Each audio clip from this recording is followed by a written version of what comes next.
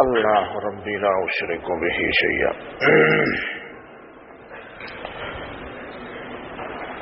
درود شریف پڑھیے.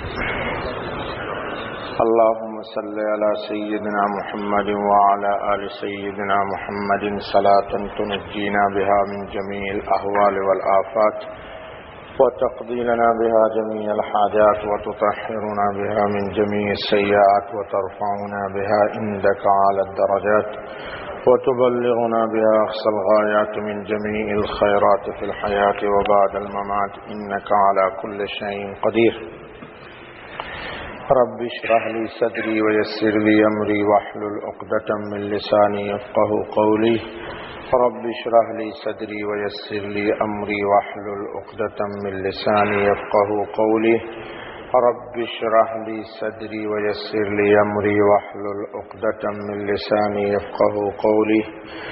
يا رب زدني علما سبحانك لا علم لنا إلا ما علمتنا إنك أنت العليم الحكيم. يا حي يا قيوم برحمتك أستغيث ولا تكلني إلى نفسي طرفة عين ولا أقل من ذلك. اللهم برحمتك أصلح لي شاني كله. بسم اللہ الرحمن الرحیم. عن ابی سعید الخدری رضی اللہ عنہ قال رسول اللہ صلی اللہ علیہ وسلم يقال لصاحب القرآن اذا دخل الجنة اقرأ واسعد فيقرأ ويسعد بكل آية درجة حتى يقرأ آخر شيء معه. اخرجہ ابن ماجہ او کما قال علیہ الصلاۃ والسلام. دوستو بزرگو، آپ کے سامنے ابھی میں نے ایک روایت پڑھی ہے ابن ماجہ سے جس کا تعلق ہے قرآن پاک سے. سب سے پہلی چیز یہ سمجھنا چاہیے کہ قرآن ہے کیا. بنیادی چیز جو ہمیں سب سے پہلی سمجھنی ہے وہ یہ کہ قرآن ہے کیا، اور قرآن ہمیں دیتا ہے کیا.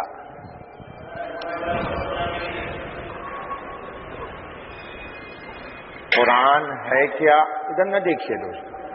قرآن ہے کیا اور قرآن ہم کو دیتا ہے کیا، اور قرآن ہماری رہنمائی کرتا ہے کیا. یہ تین سوال کا جواب ہم کو ڈھونڈنا چاہیے، پھر انشاءاللہ العزیز ہم کسی نقطے پر پہنچ سکیں گے. قرأن کا ترجمہ ہے پڑھنا، اسی سے ہے قرآن. قرأن کا ترجمہ ہے پڑھنا، اسی سے ہے قرآن. قرآن ہے کیا؟ احمد ابن حنبل رحمۃ اللہ تعالی علیہ فتنہ قرآن میں مبتلا ہوئے تو قرآن کی تعریف تقریباً زبان زد ہو گئی کہ القرآن کلام اللہ تعالی غیر مخلوق. قرآن اللہ کا کلام ہے، یہ مخلوق نہیں ہے. لیکن اللہ کا کلام کیا ہے اس کو تھوڑا ہم کو سمجھنا چاہیے.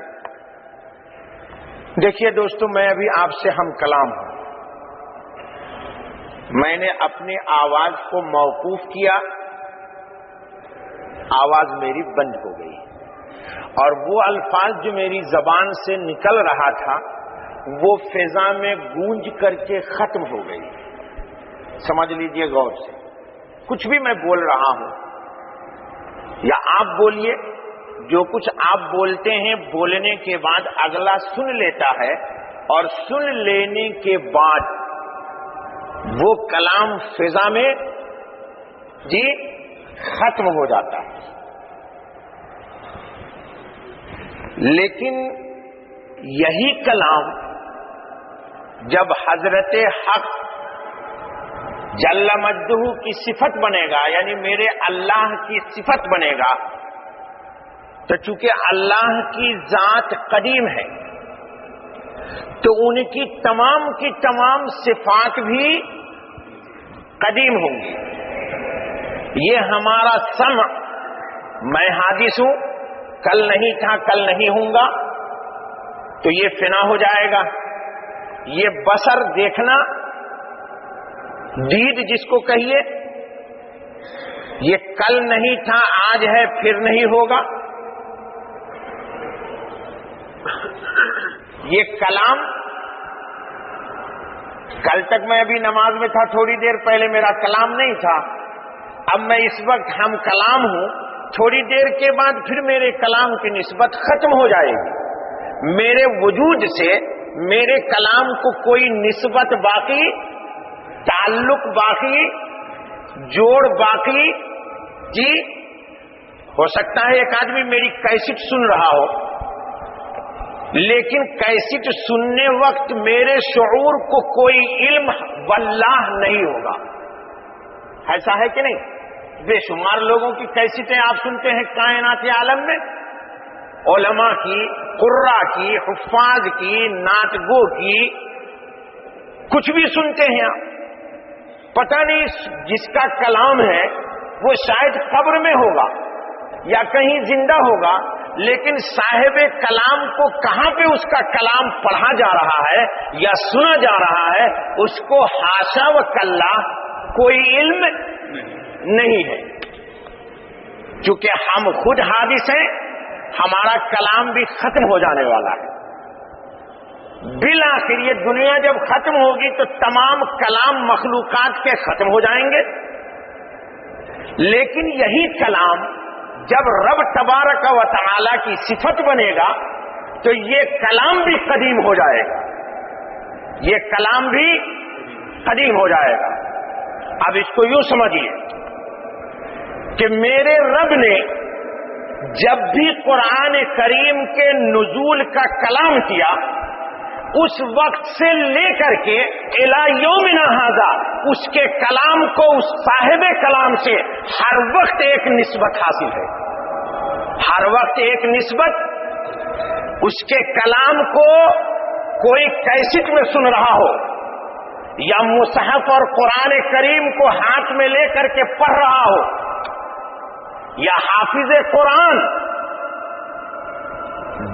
بظاہر الغیب بن دیکھے اللہ کے کلام کی تلاوت کر رہا ہو، وہ چھوڑ دیجیے. آپ طوطے کو آپ نے سکھا دیا اللہ الصمد یا قل هو اللہ احد، جب کبھی بھی یہ طوطا اس کلام کو پڑھے گا تو اس کلام کو صاحب کلام سے نسبت حاصل ہے. اس کلام کو یعنی جب کبھی بھی اس کی مخلوقات میں ایم مکان، درندے ہوں، پرندے ہوں، چرندے ہوں، حیوانات ہوں، بہائم ہوں، جمادات ہوں، اس کے کلام کو جب کبھی بھی کوئی کسی بھی شکل میں پڑھے گا یا سنے گا تو صاحب کلام کو پتا ہے کہ میرا کلام فلاں پڑھ رہا ہے.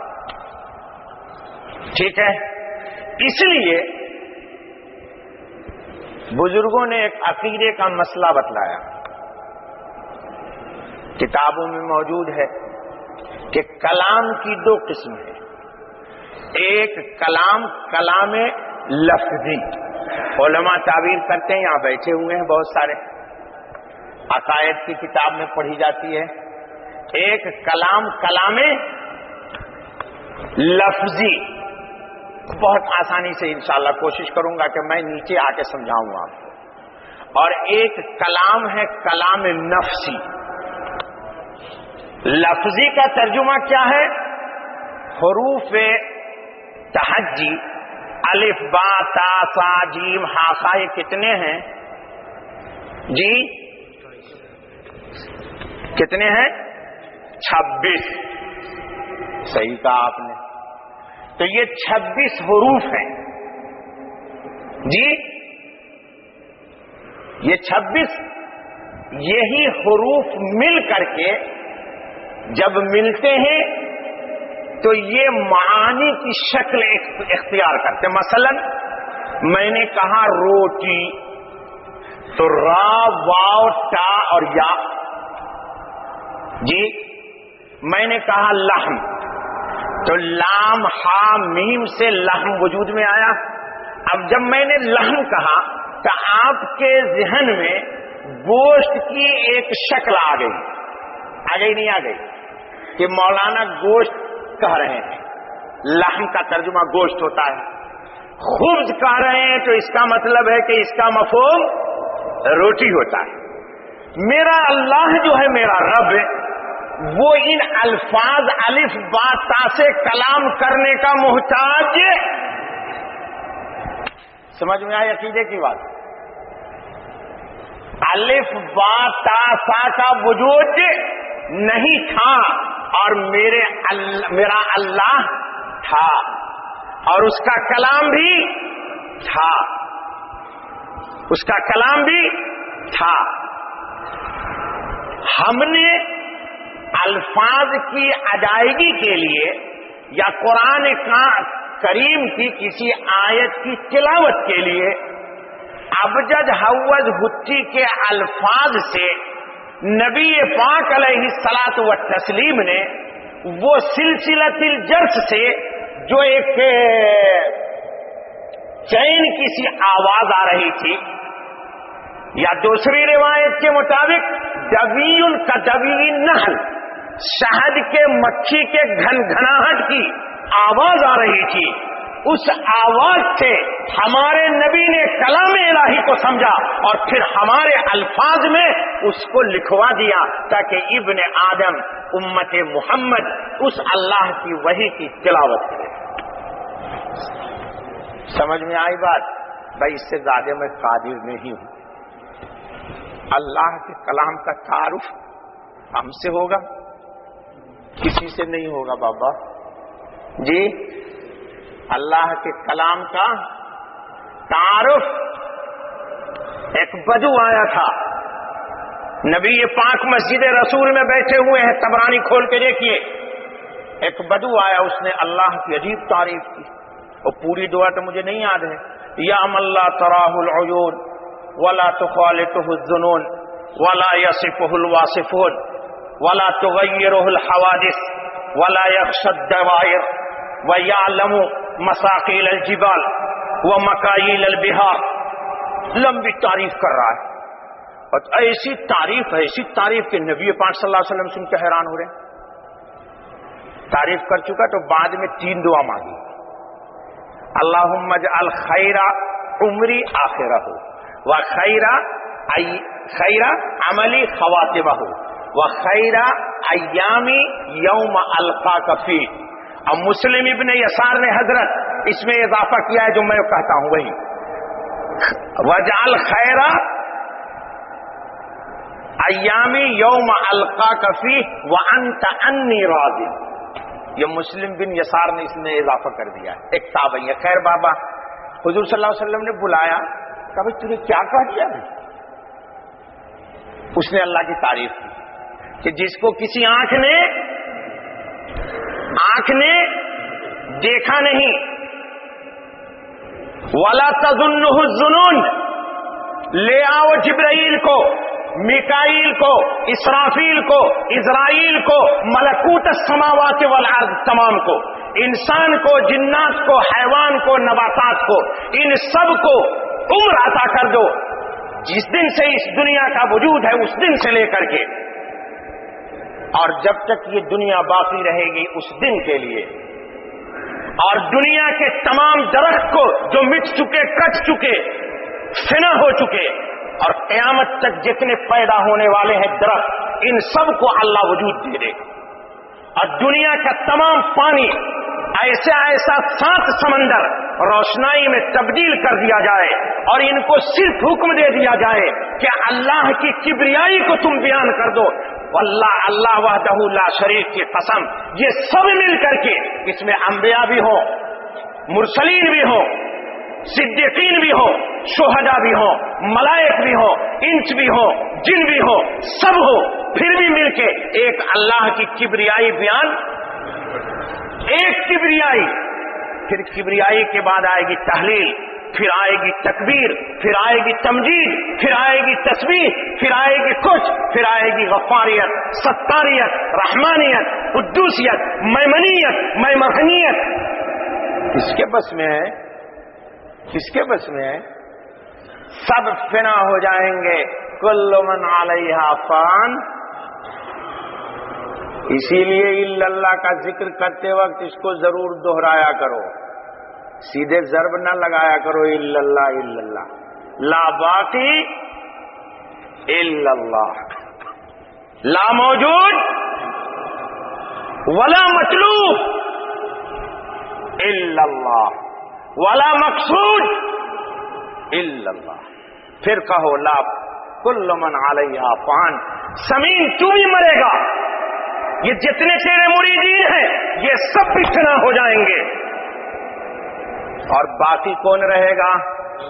تو تعریف کس کی ہونی چاہیے؟ باقی کی یا حادث کی؟ باقی کی تعریف ہونی چاہیے، فانی کی کیا تعریف ہے؟ فانی کی کوئی تعریف ہے؟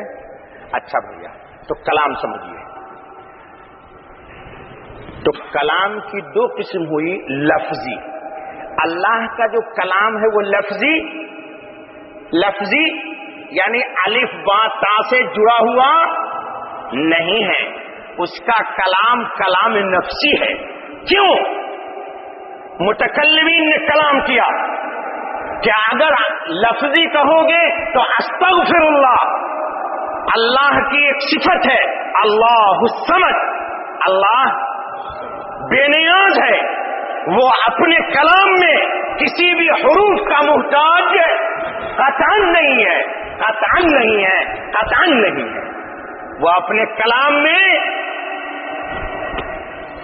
کلام میں کسی حرف کا محتاج ہماری طرح نہیں ہے، اپنی بات کو بیان کرنے کے لیے کسی بھی حروف کا محتاج نہیں ہے۔ یہ کلام اس کا کلام نفسی ہے۔ کیا مطلب؟ حوادث سے پاک ہے۔ اسی لیے ہمارے اہل سنت والجماعت کے لوگوں نے ایک اور بڑی بڑھ چڑھ کر کے بات کی ہے، جس پر اجماع امت ہے، کسی کا کوئی اختلاف نہیں۔ کہاں جتنی کتابیں ہیں آسمانی، ان کتاب کو کہا کہ یہ اللہ کی کتاب تو ہے، اللہ کا کلام نہیں ہے، اسی لیے تورات بدل دیا گیا، انجیل بدل دی گئی، زبور بدل دیا گیا، صحف ابراہیم بدل دیا گیا، صحف موسیٰ بدل دیا گیا، اور قرآن کریم جو میرے اللہ کا کلام ہے، جس طرح اس کی ذات میں کوئی تبدیلی نہیں کر سکتا، اس کے کلام میں بھی تبدیلی قیامت تک نہیں آ سکتی ہے۔ اسی لیے میرے اللہ نے ایک بات دعوے کے ساتھ کہہ دی ہے، انا نحن نزلنا الذکر وانا لہ، قرآن کی حفاظت کی تم مت سوچو، دبئی والوں تم مت سوچو، ہندوستان والوں تم مت سوچو قرآن کی حفاظت، تم اپنی حفاظت کر لو، یہی تمہارے لیے بہت ہے۔ تم کون ہوتے ہو اللہ کے کلام کی حفاظت کرنے والے؟ حفیظ وہ ہے یا تم ہو؟ بتائیے، حفیظ کون ہے؟ ان کل نفس لما علیہا حافظ وہ ہے یا آپ ہیں؟ فی لوح محفوظ کون ہے؟ آپ ہے یا وہ ہے؟ پھر آپ کون ہوتے قرآن کی حفاظت کرنے والے؟ کل تک آپ کا وجود نہیں تھا، اب پھر کل مٹ جائیے گا، آپ کون ہوتے حفاظت کرنے والے؟ اس نے کہا یہ کلام میرا ہے، میں اپنے کلام کی خود حفاظت کرتا ہوں، میرے کلام میں کوئی تبدیلی پھر ایک نقطہ خضر اور موسیٰ کس بستی سے گزرے تھے؟ حضرت کس بستی سے گزرے تھے جی؟ ارے بابا خضر اور موسیٰ بھوکے تھے نا؟ نہیں، مرج البحر، وہ تو قصہ بھائی بھوکے ہو گئے تھے تو کہاں سے گزرے تھے؟ ارے بھائی تم لوگ حافظ لوگ ہو نا، بتا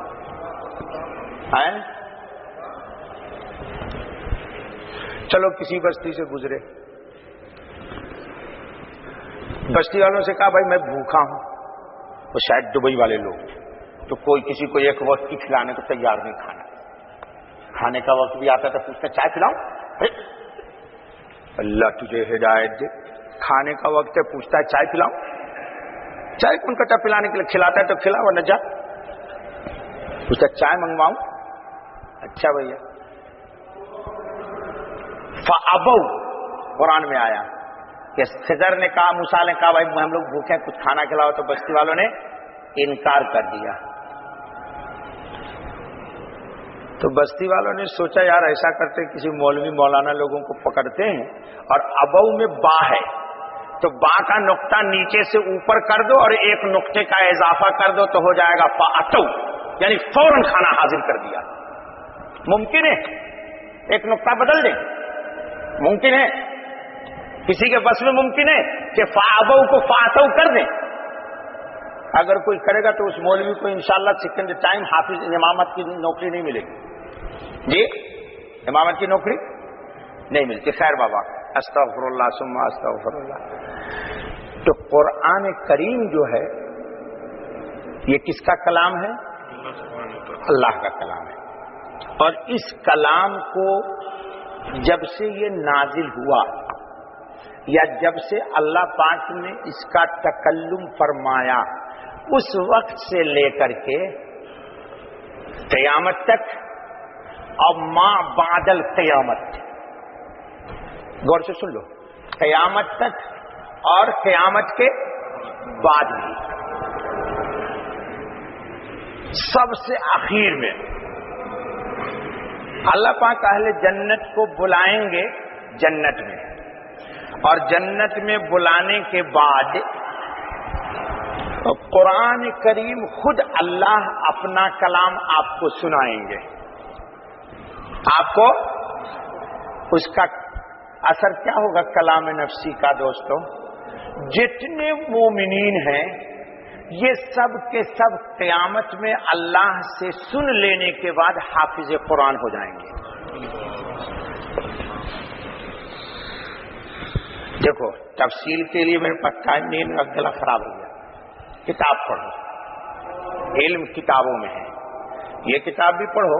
اور پاکستان میں ایک بزرگ ہیں, اب اللہ عالم حیات ہیں, اللہ تعالیٰ تو ان کی عمر میں برکت دے, مولانا قاری طاہر رحیمی, ان کی کتاب آئی ہے قرآن کریم کے حیرت انگیز واقعات. تو یہ کلام کبھی بھی کوئی بھی پڑھے, اسی لیے بزرگوں نے کتاب میں لکھا, حدیث میں آئی کہ جب تم میں سے کوئی بات کرنا چاہے اللہ سے تو قرآن کریم کی تلاوت کرے. اب جتنی دیر وہ قرآن کریم کی تلاوت کرتا ہے اتنی دیر وہ کس سے ہم کلام ہے, اس کی باتیں کس سے ہوتی رہتی ہیں؟ اللہ تعالی سے اس کی باتیں ہوتی رہتی ہیں. اور اس کا ایک اثر ہے. کیا اثر ہے؟ پڑھیے تو آیت حافظ صاحب لوگ ذرا, یا میری مدد کر دیجئے.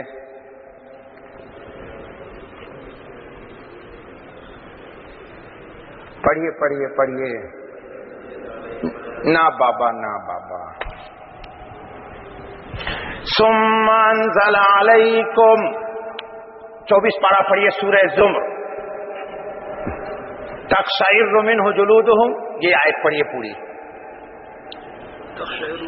نہیں تو حافظ نہیں ہے, تجھ سے تیرے بس میں نہیں بابا, میرے ہی بس میں نہیں تو تیرے بس میں کیسے؟ حافظ لوگ پڑھ سکتے ہیں.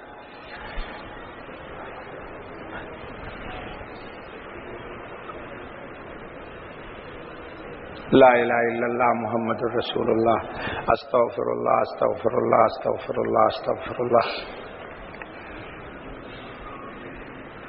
اللہ نزل احسن الحدیث کتابا متشابہا مثانیہ تقشعر منہ جلود الذین یخشون ربهم ثم تلین جلودهم وقلوبهم الى ذکر اللہ. یہ آیت پڑھیے بھیا, پڑھ بیٹا آپ, میں نے تو پڑھ دی اتنی. وَمَن يُضْلِلِ اللَّهُ فَمَا لَهُ مِنْ هَادٍ, أَفَمَنْ شَرَحَ اللَّهُ صَدْرَهُ فَهُوَ عَلَى نُورٍ مِّن رَّبِّهِ فویل للقاسیۃ قلوبہم من ذکر اللہ، ہے نا؟ اللہ اکبر اللہ اکبر اللہ اکبر۔ اللہ فرماتے ہیں کہ یہ کتاب جس کا ہر طرح سے ایک ایک نقطہ کا تعلق اللہ کی ذات سے ہر وقت باقی ہے، اللہ کی ذات سے ہر وقت باقی ہے، وہ خود بھی باقی، اس کا کلام بھی باقی۔ اس باقی کلام کا اثر یہ ہے کہ جب تم قرآن کریم کی تلاوت کرتے ہو تو کیا ہوتا ہے؟ جی نہیں، تقشعر، رونگٹے کھڑے ہو جاتے ہیں، رونگٹے کھڑے ہو جاتے ہیں۔ قرآن کہتا ہے کس کے؟ للذین یخشون ربہم، جو اپنے رب سے جی خشیت اختیار کرتے ہیں۔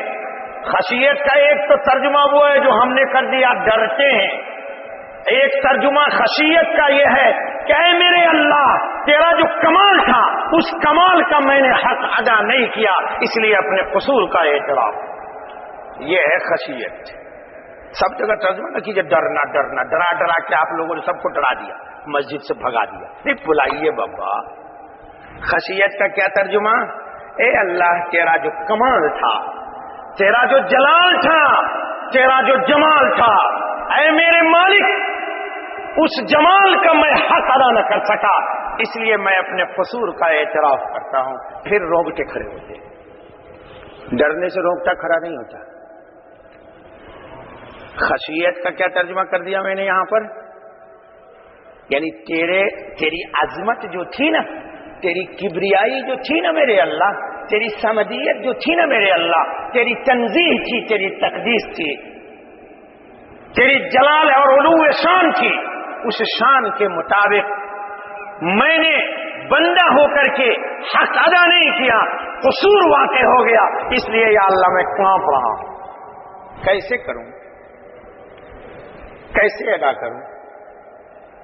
پھر اس کا ایک اثر ہوگا، کیا ہوگا؟ اس کو خود ہی قرآن نے کہا، تقشعر منہ جلود الذین یخشون ربہم ثم تلین۔ لان یلینوں کا ترجمہ ہے نرم ہو جانا۔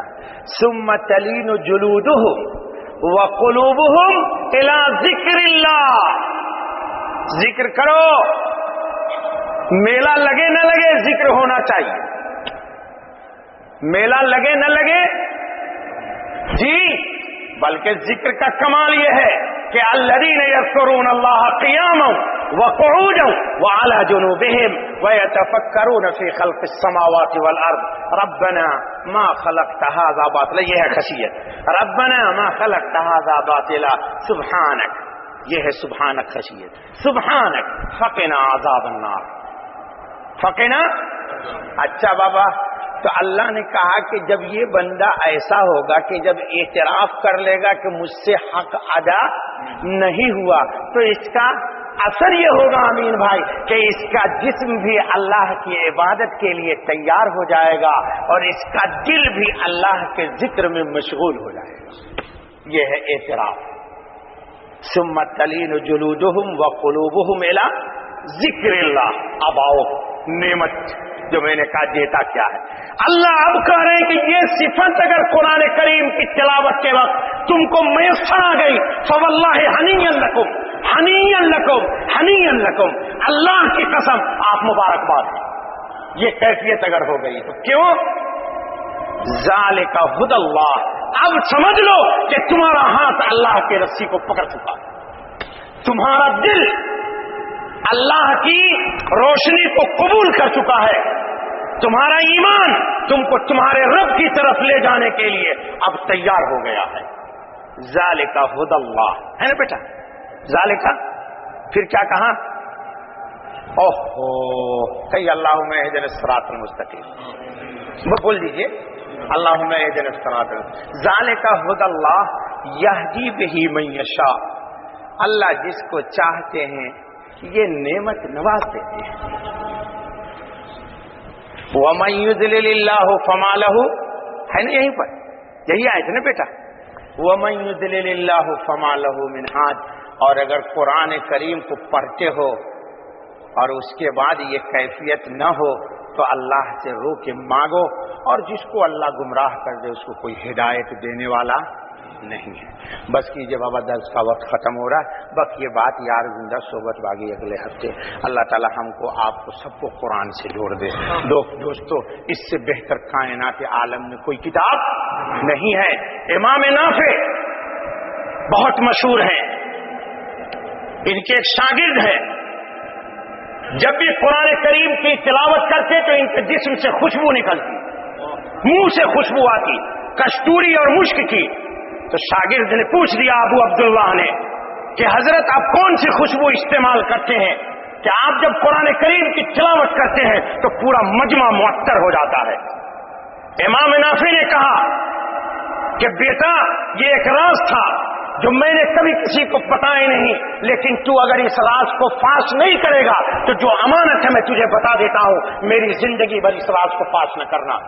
کہا میں قرآن کریم کی تلاوت کر رہا تھا، میں نے ایک رات خواب میں دیکھا کہ نبی پاک علیہ الصلوۃ والتسلیم اپنے منہ مبارک کو میرے منہ سے سٹا کے قرآن کریم کی تلاوت کر رہے ہیں۔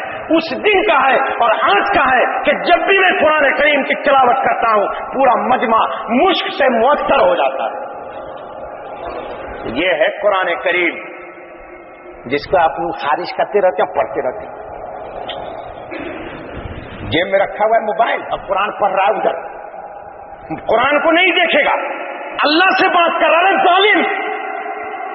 واللہ اللہ نے صحیح شکایت کی ہے، وما قدر اللہ حق قدری، کہ اس نے اللہ کی قدر نہیں کی۔